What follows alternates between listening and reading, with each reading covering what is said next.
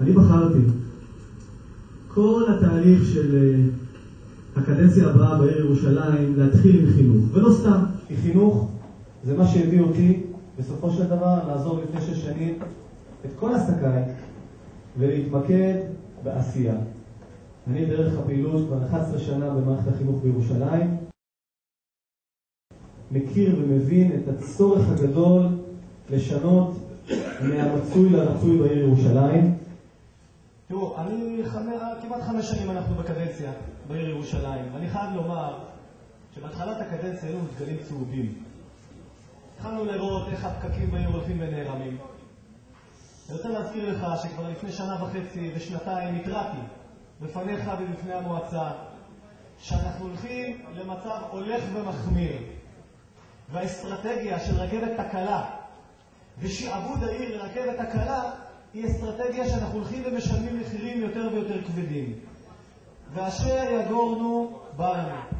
ולאחרונה פתאום כשמתחילים לממש את השינויים שהם חסרי תכלית בעיר ירושלים, סדרה של בעיות, בעיה אחרי בעיה, שכונה אחרי שכונה, אלפים של מתלוננים, רק חלקם מגיע לכאן, והחיים בירושלים לכולנו, ללא קשר למגזר כזה או אחר, ללא קשר למפלגה כזו או אחרת, לכולנו החיים הופכים לבלתי אפשריים. בעירייה אין עם מי לדבר.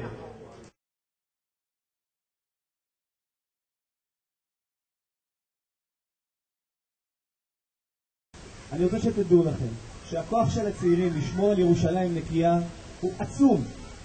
אחרי הנוער באים ההורים. שאתם תשמרו על השכונה שלכם נקייה ותעירו לחברים שמלכלכים, ובלי לעשות חשבון תצליחו להרים את הזבל מסביב ולנקות, אתם פתאום תראו מה זה, איזה כיף זה שירושלים והשכונה נקייה. היער הקטן שאנחנו מנקים זה הצעד הקטן והראשון והחשוב ביותר, ואני כל כך שמח לראות ילדים צעירים בכל הגילאים לוקחים אחריות קודם כל על ניקיון השכונה. זה ערובה לכך שלאט לאט אנחנו כולנו ניקח קצת יותר ויותר אחריות, ובעזרת השם נצליח לשמר את ירושלים חזקה יותר, נקייה יותר.